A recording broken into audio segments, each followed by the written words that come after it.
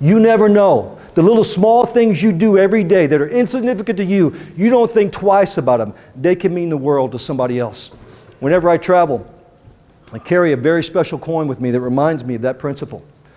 Because I still go and speak to kids occasionally, elementary kids, people like that. I have to keep up my basketball skills. Even at my age now, I still practice all my dribbling and everything. And the place I practice is at the YMCA there in San Antonio. And usually when I go in, they drop a curtain at midcourt. It's a solid curtain. You can't see through it. So one side I'll practice, the other side people can shoot baskets, or I'll go into a racquetball room. But this particular day I go in, the curtain's been dropped, so I start practicing my skills on one side.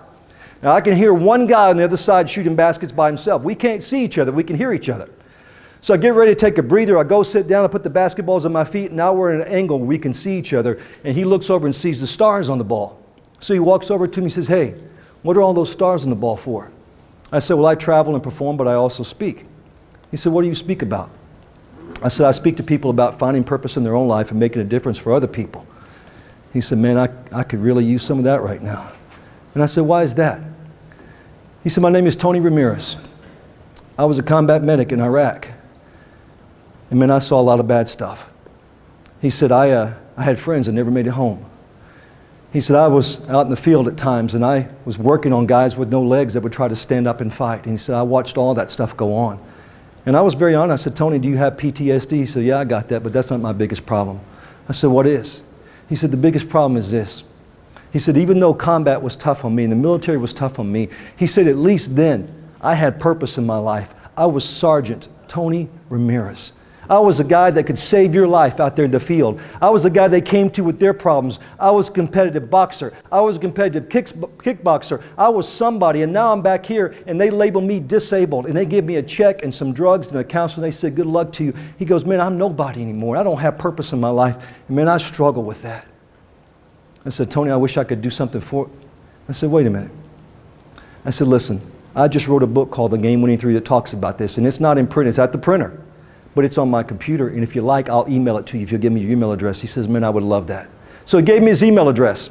I emailed him my book. My book, the whole book has color in it. He printed out every page, and he would text me, "I'm at the Spurs game. Look what I got with me." And he'd have that book with him. "I'm at my daughter's basketball game. I got the book with me." So this went on for about a week. Finally, about a week, I get a text from Tony. He says, "Hey, can you meet me at Panera Bread? I got something for you." Now, I don't mean this disrespectfully. I'm not military, but I've heard about PTSD. I got a soldier that just read my book who's got something for me, and I was a little nervous, I have to admit. So I did the brave thing. I said, "Can I bring my wife?" He goes, "Yeah, you can bring your wife. I don't care." So I showed up at Panera Bread, opened the door, and there was Tony in the middle of the restaurant at a table all by himself. He's got his head down, looks up and sees me. You would have thought a general walked in. He stood up so fast he knocked his chair over. And he walked over to me. I said, "Hey, Tony, how's it going?" He goes, "Man, I'm doing great." I said, "Let's get some coffee and talk about what's on your mind." He said, "We can do that, but first I got to do this or I won't be able to do it." And he reached into his pocket and he pulled out this coin and he gave it to me. And I didn't know what it was. He knew I played golf, and I said, "Tony, this is beautiful, but if you think I'm going to use this as a ball marker, it's too big. The other guys are going to get mad at me." He goes, "No, Dave. That's a command coin." And I said, "What is that?" He says, "Well, in the military, if you have acts of bravery or great service, this is how they reward you." He says, "But the thing about it is, give it back to me. I want to give it to you the way they gave it to me." And he put it in the palm of his hand, and he took my hand, and he pushed the two together, and he gave me the coin. He said, "That's the way the colonel gave it to me, and that's the way I want to give it to you."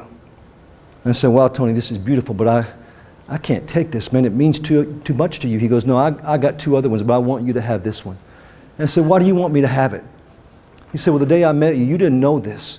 But man, I was at an awful, awful point in my life. I was at a low point that some of my comrades got to and ended it all. And man, I was right there.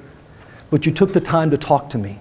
And you took the time to send me that book, and I read that book many times, and it showed me that I could start over and I could have purpose in my life again." And he said, "I'm going to tell you something. You saved my life. And I want to say thank you." And he gave me this coin. Tony's story has a great ending. Went back to school, got his degree.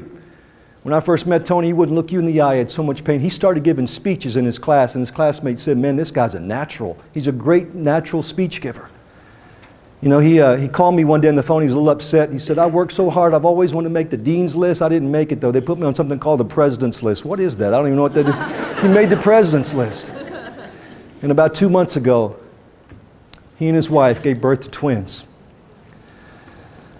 And he sent me a text. And he said it wouldn't have happened without you. And I said, no, Tony, you always had it in you. You just had to let it come out.